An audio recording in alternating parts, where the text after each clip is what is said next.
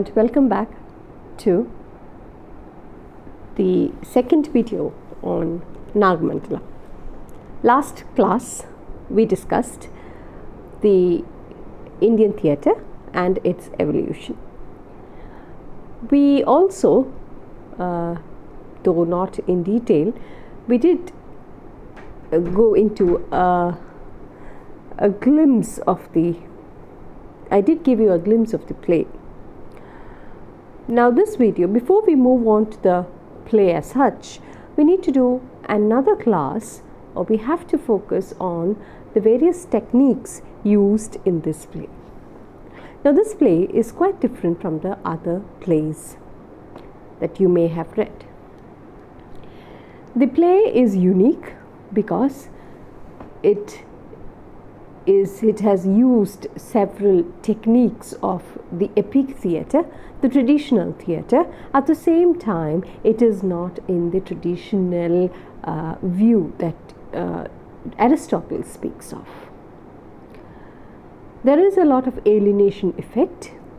He has been influenced, but Carnad was influenced by Bertolt Brecht and his alienation effect. So let us try to understand the various techniques used in the play and the various themes also of the themes of the play, and then we shall move on to the play in the next video.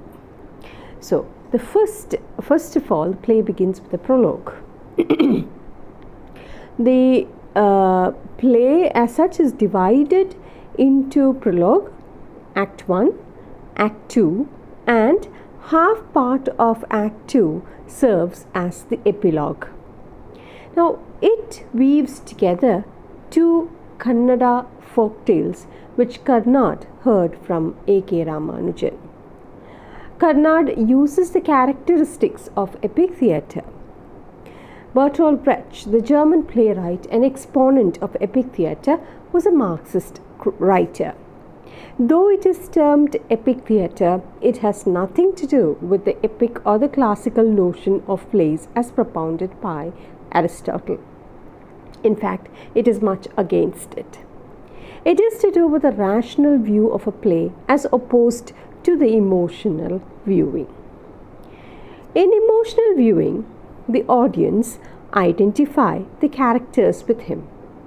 Aristotle speaks of purification of one's soul. Well, that is good, but it only has a subjective view.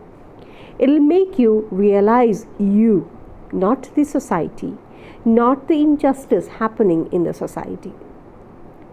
In order to understand the society and analyze the various injustices happening around us, we must have an objective view. We must detach ourselves from the character of the play or characters of the play.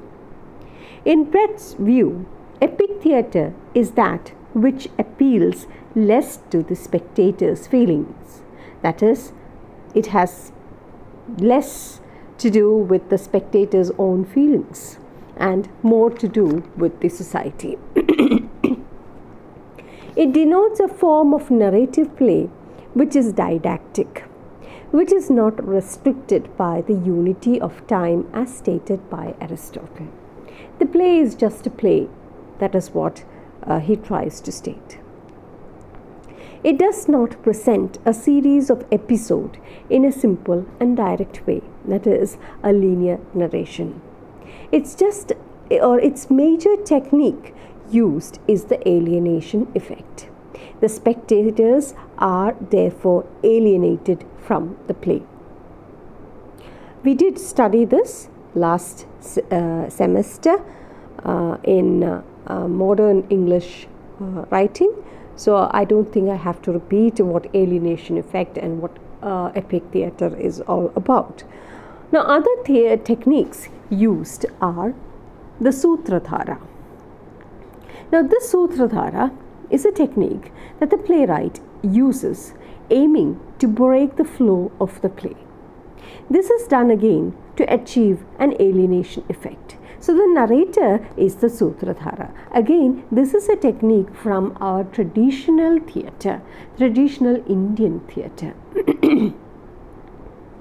Now this aims to break the flow of the play and achieve an alienation effect so that the audience will not identify with the play. The Sutradhara, he intervenes, he interrupts and gives comments. So the flow, that easy flow, the comfort that the spectators enjoy is therefore lost. And in fact, the spectators, because the comments of the narrator, the Sutradhara, the interruptions by him, and the various things that he does, or even the comical effect, makes the spectators think for a moment about what this play is about. So this is not anything new. It was used in the Sanskrit plays. Okay. Then we have the chorus. Chorus is also used here. Now this is also a traditional technique used in the traditional theatre. Hence he terms it as epic because the techniques he uses are traditional. So they sing songs between the play. Splitting of the scenes, etc., are used by Brecht to have a rational viewing of the play. Example, in the Indian traditional theatre, we do not have a stage. Look at Kathakali, Theyyam, and so on. Kathakali does not have curtains. The audience and the actors are together. They sit together. So there is a union of the actors and the spectators. There is no division. Okay. He also uses, Karnad uses magical realism in the play. Look at our Panchatantra tales. In much of our Indian tradition, animals become characters and they talk and behave like humans. So we have a cobra taking the shape of a man and impersonating Aparna. The magical elements gives the audience a clear idea that there is something more in the story and that it is not just a story. And thus a form or thus a part of traditional theatre of India is used, that is the folk performances are used in Karnad's Nagamandala. Now another thing that I want to tell you about this play is it has multiple endings. It is similar to, or this is also similar to the epic theatre. The changes are made according to the taste of the audience. Karnad imbibed both of epic theatre and Indian theatre.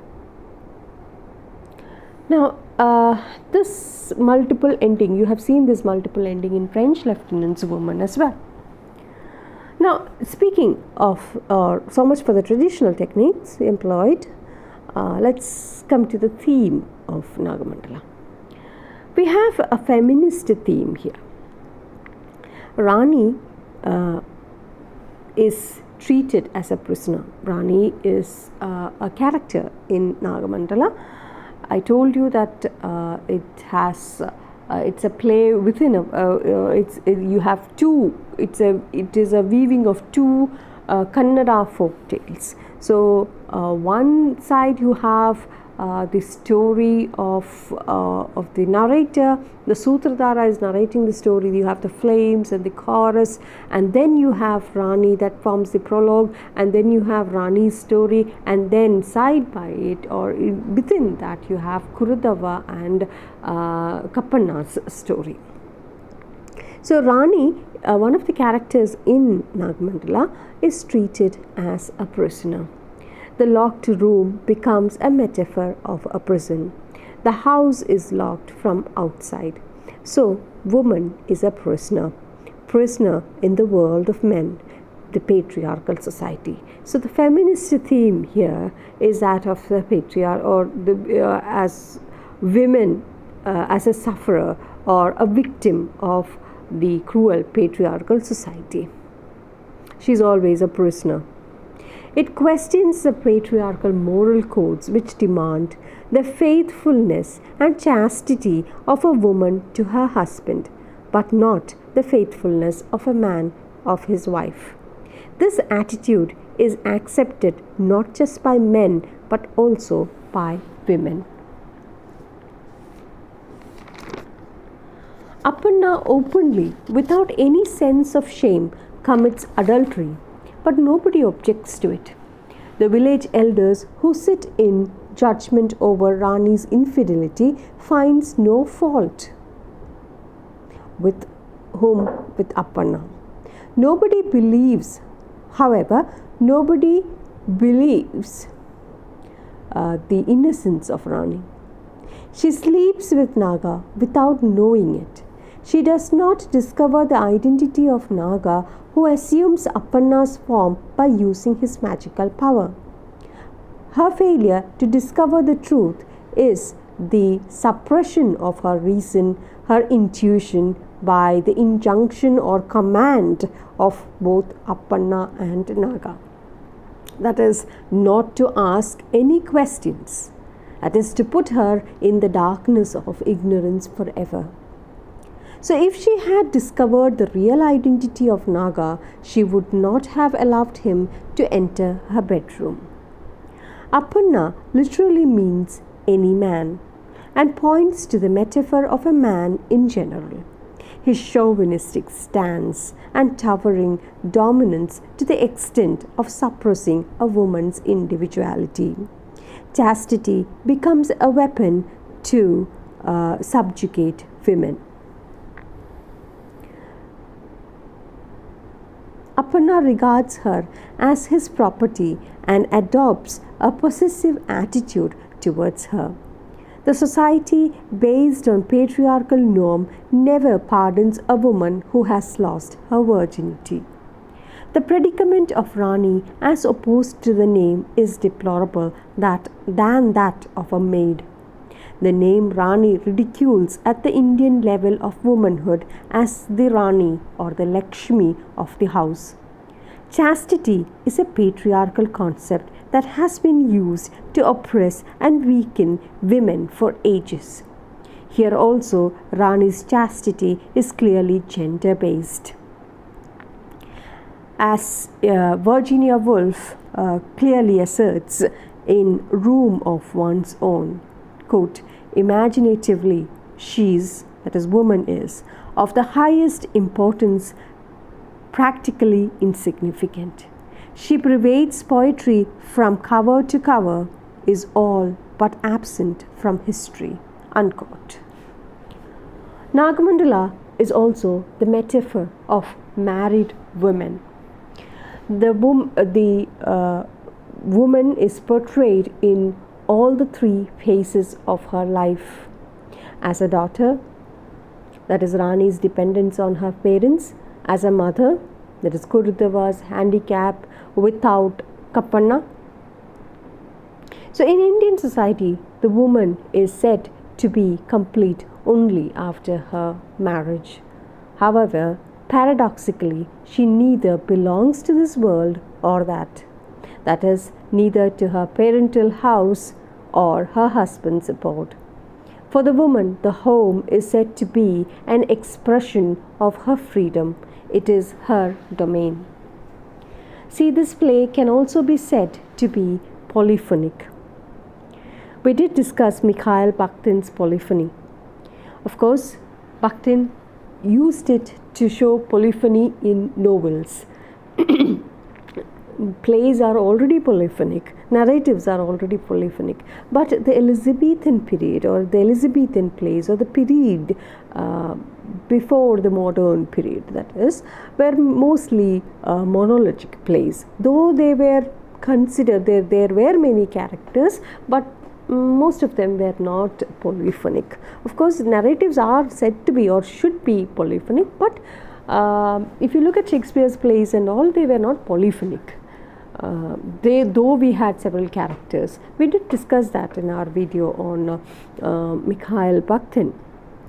So it's about giving or multiple voices. So here the novel of Karnad, this Nagamandala, is polyphonic because the novel using the chorus, using the Sutradhara, using the story and sari and the multiple endings of the play, there we can consider it as polyphonic because it looks from multiple point of view. So I just wanted to tell you that since we studied Mikhail Bakhtin, so we should be able to use it when we do or when we read a piece of literature. Whatever theories that you have learned, we should be able to use it when we read any work of literature as well. Okay, another theme is the doppelganger theme. The very idea of a naga or cobra impersonating the identity of Appanna, Rani's husband, is of course fanciful, but Karnad depicts Naga as a real human character. Naga convinces Rani that he is not a figment of her imagination, but her husband sitting in front of her. He is real, flesh and blood. And he also tells her that he is her husband. Poor Rani, she believes him. Karnad ingeniously employs the doppelganger theme, the double self symbol in Nagamandala. It has been used to render the inner landscapes of the mind or the passion of feelings, agitations and ecstasies of the heart and the soul of characters who deviate from basic human virtues and invite the wrath of God for their misdeed. So I did tell you that you can look at this. We also discuss connotative, denotative as well. Yes, so here we can see ambiguity, yes, multiple meanings as well. So what is this here? Appanna is the double self. Okay, so from that angle, if you're looking at it, looking at Appanna from this doppelganger theme, then Appanna's double self is what is shown in Nagamandala. Here in the play, Appanna behaves cruelly and inhumanly with his wife Rani. He comes to her for a brief period at noon just for taking lunch, right? He then whiles away his time with his concubine, the prostitute. Naga, who visits Rani during the nights disguised as Appanna, is none other than, or we can say that it is none other than, the sensual and sexual self of Appanna. So we can take it in that perspective also. We can, or Karnad has used, of course, the doppelganger theme here. That means the double self. Okay. So through this magical realism of cobra impersonating Appanna and changing to human form and all other magical forms taking place in the play, like the story, the sari, the flames, give the audience a clear idea that it is not just a simple play about magic and things, but it is something to ponder on, something to think about. The things going on in the society, there is something more in the story. So through this doppelganger technique, Karnad shows two different aspects of man, especially in a joint family. During the day he is a stranger to the wife, and at night he becomes a lover. Nagamandala also has a subplot of Kurudava and Kappanna. The story of Rani introduces us to the story of Kurudava and her son Kappanna. Kurudava and Appanna's wife. Who is Appanna? Rani's husband. Kurudava and Appanna's mother were friends. Appanna's mother dies giving birth to Appanna. Kurdava is a blind woman and she is carried around by her son Kappanna on his back. Kappanna is not black as his name suggests. The word Kappanna means black. As a child, he was very fair, so his father wanted to name him Fair One. But as Kurudava knew only darkness, Kurudava is blind. Okay, so Kurudava knew only darkness, she wished to call him Kappanna, which means the black one. Now, the salient features of epic drama, as I told earlier, are the use of chorus and music. In Nagamandala, all the songs are sung by the flames. At this time of night, the man hears female voices outside the temple. He hides himself behind a pillar. Several flames enter the temple, giggling, talking to each other in female voices. The man addressing the audience says, "I heard that when lamps are put out in the village, the flames gather in some remote place and spend the night together, gossiping. So this is the place where they gather." Here, the flames are metaphors of the women of the village who have gathered at this time of night to tell tales and sing songs. According to Karnad, the story of the flames comments on the paradoxical nature of oral tales in general. They have an existence of their own, independent of the teller, and yet live only when they are passed on from the possessor of the tale to the listener. Seen thus, the status of a tale therefore becomes akin to that of a daughter, for traditionally a daughter is not meant to be kept at home too long but has to be passed on. This identity adds poignant and ironic undertones to the relationship of the teller or to the tales. There also enters the sari in the form of woman dressed in new colorful sari. She goes and sits in a corner, and the flames gather around her to listen to her. The man is also keen to listen to her because he doesn't want to doze off this night in order to remain alive. Throughout the rest of the play, the man and the story remain on the stage. The flames, too, listen attentively though from a distance. In the rest of the play, the man and the story play the part of narrator and characters. The play is interspersed with their analysis, observations, and narrations, which continually remind the spectator that he is only watching a play. When the curtain rises, there is seen on the locked house with its front door and interior. The opening speech of Act 1 is the long narrative speech delivered by the story, the narrator, and character. Story says, a young girl, it doesn't matter, but she was an only daughter, so her parents called her Rani, queen of the whole world. Her fond father found her a suitable husband. The young man was rich and parents were both dead. Rani continued to live with her parents until she reached womanhood. Soon her husband came and took her with him to his village. His name was, any common name will do. Man, Appanna. Story, Appanna.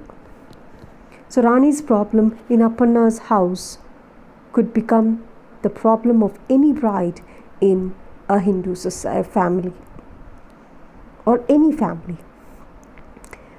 The man, Appanna, as the story says, could be any common name, any man.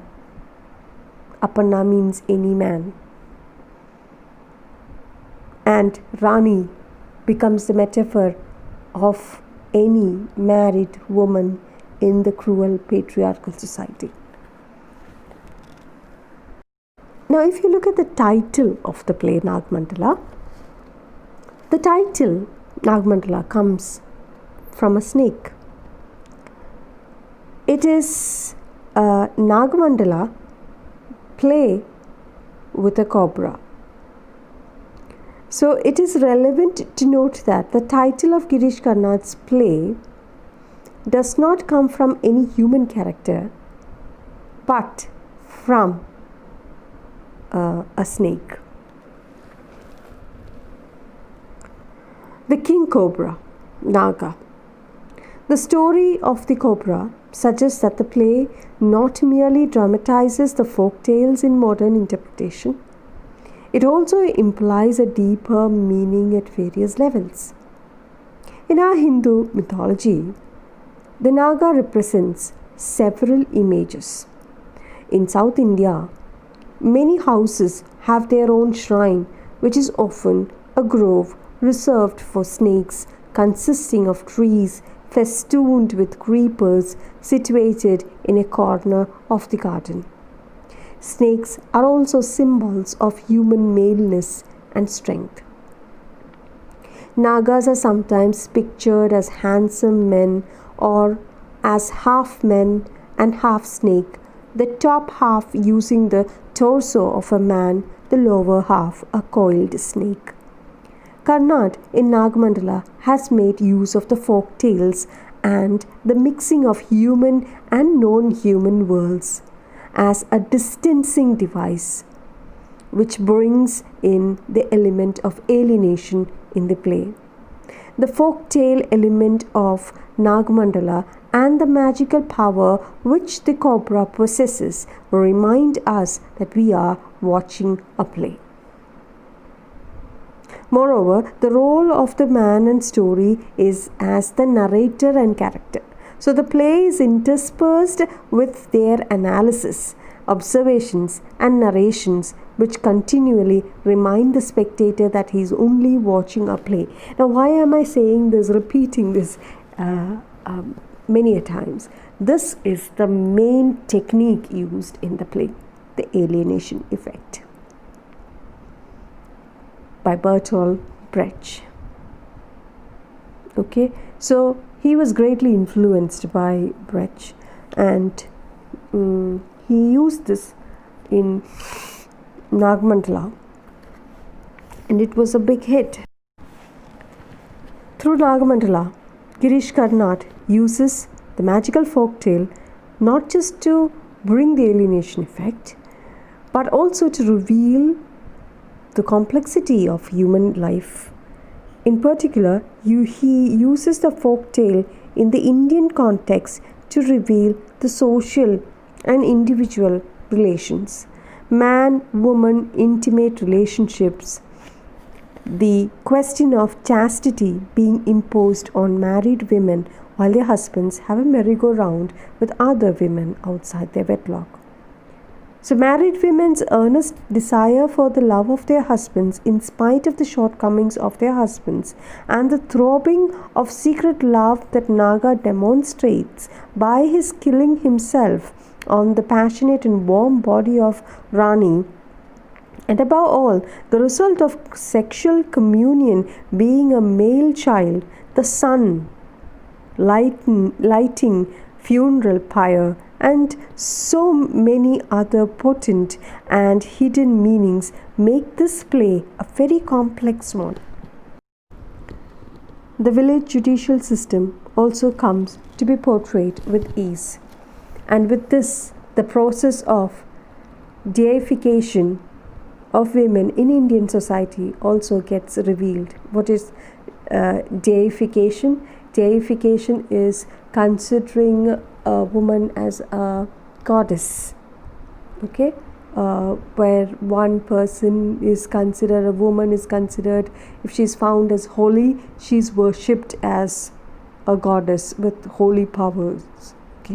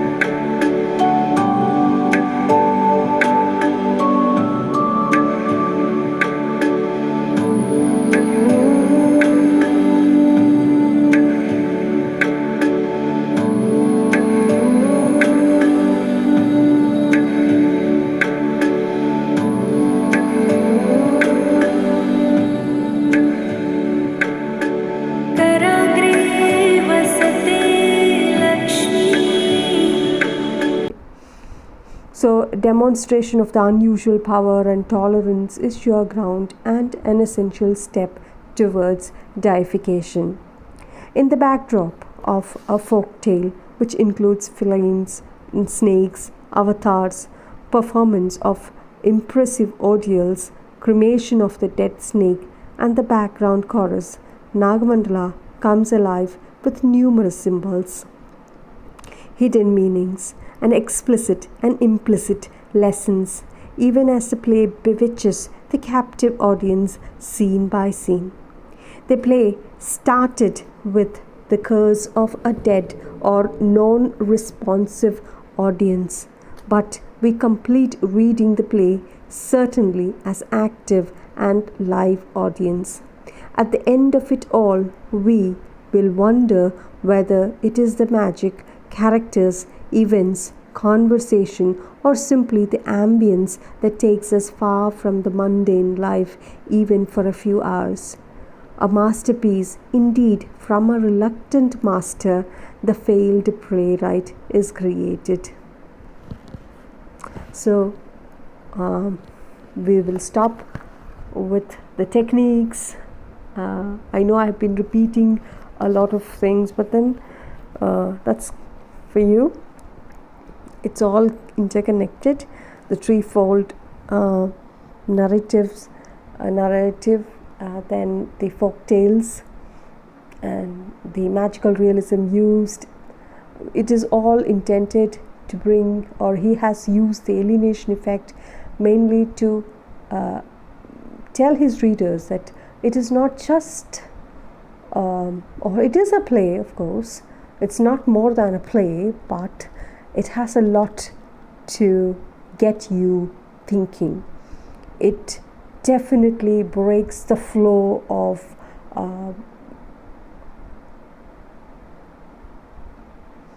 entertaining the audience. It's not an entertainment. It breaks the flow of the play, the sutra, the interventions of the Sutradhara, the multiple endings, and everything gives a clear picture to the audience that there is something more than this. There is something that the playwright intends to tell the audience. They become more objective in their view than trying to identify themselves with the characters of the play. Okay, so in the next video we shall begin the play. Thank you and keep safe.